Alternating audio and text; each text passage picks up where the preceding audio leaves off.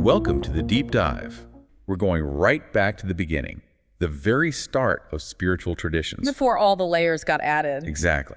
We spend so much time looking at religions as these big, complex systems, right? With doctrines, scriptures, hierarchies. Yeah, the whole apparatus. But what if we could peel that back?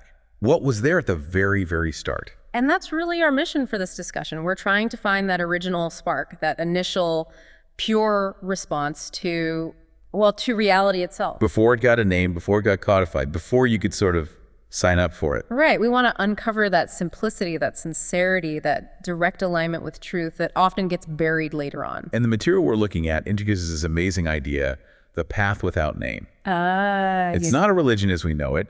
It's described as this primordial way, something that existed before established systems. Yeah. And maybe even survives them when they crumble. A kind of underlying current. That's a good way to put it. So let's start there.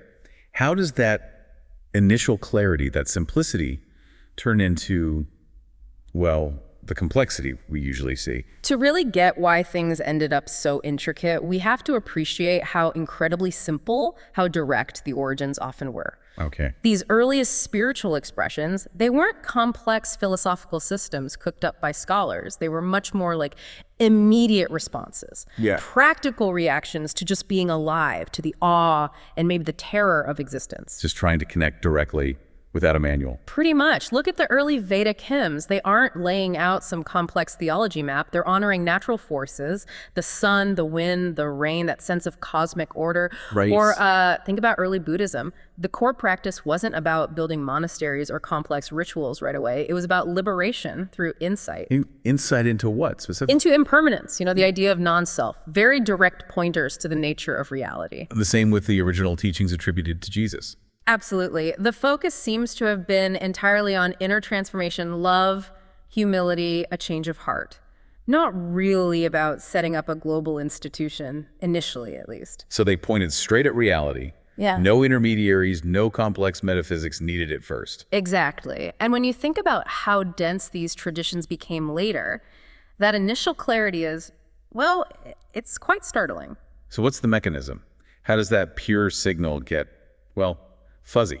That's the fascinating part. As these really potent, clear teachings start to spread, they inevitably bump up against, well, stuff. Stuff, like what? Like culture, human psychology, political power, all the messy human things. Right, and that's where the scaffolding starts to go up, maybe obscuring the original building. That's a great analogy. Culture demands stories, myths. Power looks for structure, control.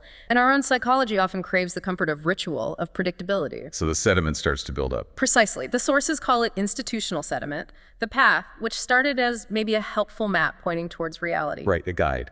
It slowly gets codified, structured, and eventually it can become less of a map and more of a monument, something static. And once it's a monument, you need guardians for the monument. You do. And then the bureaucracy arrives, defining the correct rituals, personifying concepts into deities, perhaps, hardening fluid insights into rigid doctrines.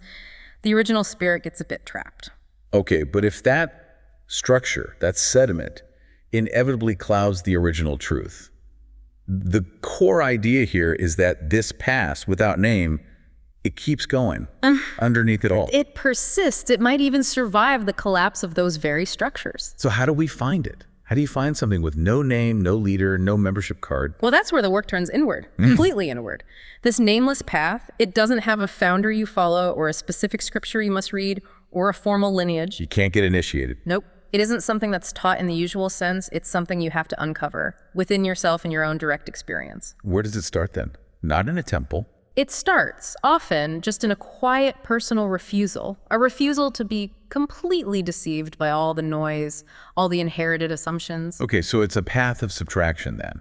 Not adding more beliefs, but taking things away. Exactly. It's not about accumulation. You're not collecting doctrines or techniques. So what's the tool? If you're subtracting, what do you use? The practitioner carries, metaphorically speaking, just one simple tool. A broom. A broom. I like that. It's very grounded. Isn't it? The path is this constant process of unburdening, sweeping away. So if we take that broom metaphor into daily life, what does that look like? Sweeping away superstition, ideology. How do you do that? It means really looking hard at the frameworks you operate under, every single one you've inherited. Actively questioning. Actively scrutinizing. The broom sweeps away the noise, the assumptions, the beliefs, the cultural stories you were handed, if they aren't confirmed by your own direct, honest observation of what is. It sounds like a purification process. It is. It's designed to remove everything that stands between you and reality unvarnished.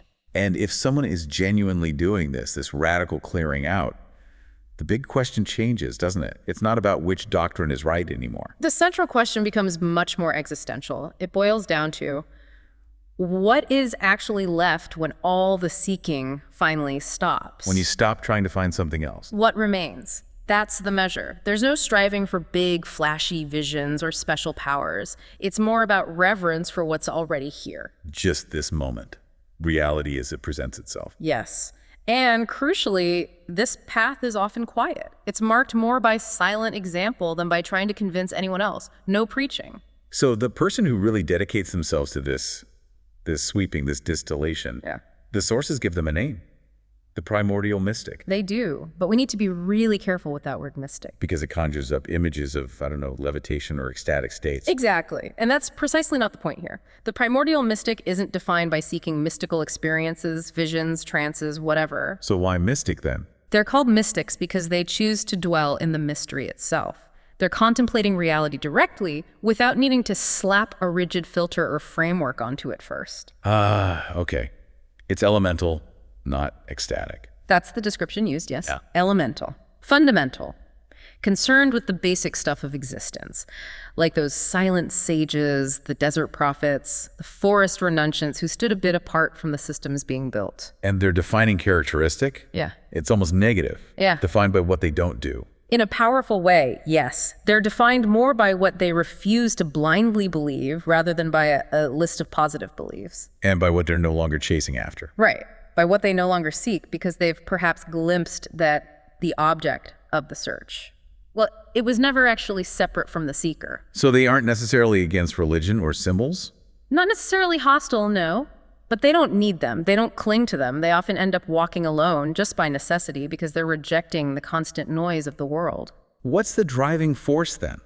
If it's not about joining a group or achieving enlightenment points? I think the core motivation is incredibly simple, almost profound in its simplicity.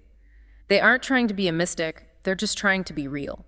Authentic. Completely authentic. And in that sincere effort, they actually embody the path before it ever got a name. Which brings us to a tricky point, doesn't it? We're sitting here using language, using names like path without name, to talk about something that's supposedly beyond names and concepts. The paradox. It's unavoidable, isn't it? We're naming the unnameable. We are. Yeah. But look, referencing these ideas using terms like nameless path or pointing to historical examples like early Zen or Sufism, these are just gestures. Think of the classic metaphor, the finger pointing at the moon. The finger isn't the moon. Exactly. The finger is useful, maybe even necessary to get you to look in the right direction. But if you get obsessed with the finger itself, you miss the moon entirely. And the ancient wisdom knew this tension.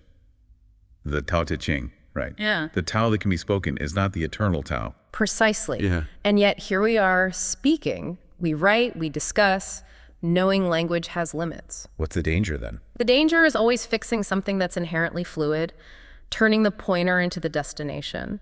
But the sources suggest that if the name, the concept, is held lightly, provisionally, it can still carry meaning. It doesn't have to become a cage. And the real name?